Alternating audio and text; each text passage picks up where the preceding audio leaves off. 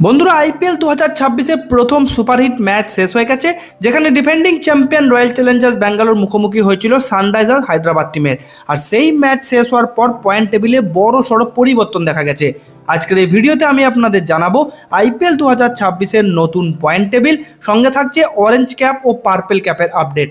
তাই ভিডিওটা শেষ পর্যন্ত অবশ্যই দেখবেন। ভিডিওটি ভালো লাগলে লাইক করবেন আর চ্যানেলটাকে সাবস্ক্রাইব করে বেল আইকনটা প্রেস করে রাখবেন। চলুন তাহলে শুরু করা যাক। বন্ধুরা প্রথমে আপনাদের জানিয়ে দিই, আইপিএল 2026 প্রথম ম্যাচটি অনুষ্ঠিত হয়েছিল বেঙ্গালুরুর এম চেন্নাস্বামী স্টেডিয়ামে, যেখানে আরসিবির ক্যাপ্টেন রজত পাতিদার টস জিতে প্রথমে ম্যাচ শুরু করেন। ঈশান কিষানের হায়দ্রাবাদের টিম প্রথমে ব্যাট করে 20 ওভারে 9 উইকেট হারিয়ে তোলে 201 রান। জবাবে আরসিবির টিম 15.4 ওভারে সেই রান 6 উইকেটে চেস করে জিতে গেছে। এখন যদি পয়েন্ট টেবিলের দিকে তাকাই, তাহলে 10 নম্বর স্থানে রয়েছে সানরাইজার্স হায়দ্রাবাদ। আজকের ম্যাচে আরসিবির কাছে হেরে যাওয়ার ফলে তারা এক ম্যাচে 1 হার, পয়েন্ট 0 এবং নেট রান রেট নেগেটিভে চলে গেছে। তাদের নেট রান রেট এই মুহূর্তে রয়েছে -2.907। হায়দ্রাবাদের টিমকে সামনের ম্যাচগুলোতে আরও ভালো পারফর্ম করে কামব্যাক করতেই হবে, তবেই নেট রান রেটটা প্লাসে যাবে। এরপর 9 নম্বর থেকে 2 নম্বর পর্যন্ত সেই দলগুলো রয়েছে যারা এখনও কোনো ম্যাচ খেলেনি।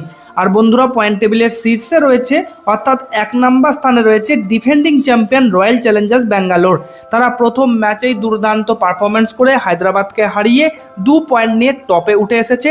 তাদের নেট রান রেট +2.907। এবার বন্ধুরা যদি আসন্ন ম্যাচগুলোর দিকে তাকাই, তাহলে আইপিএল 2026 দ্বিতীয় ম্যাচে মুখোমুখি হবে কলকাতা নাইট রাইডার্স এবং মুম্বাই ইন্ডিয়ান্স আগামী 29 মার্চ সন্ধ্যা 7:30 থেকে।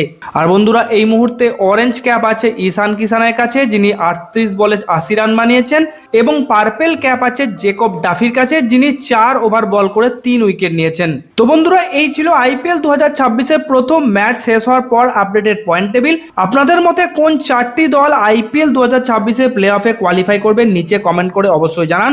ভিডিওটি ভালো লাগলে লাইক করবেন, চ্যানেলটাকে সাবস্ক্রাইব করবেন। আজকে ভিডিও এখানেই শেষ, দেখা হবে পরের ভিডিওতে।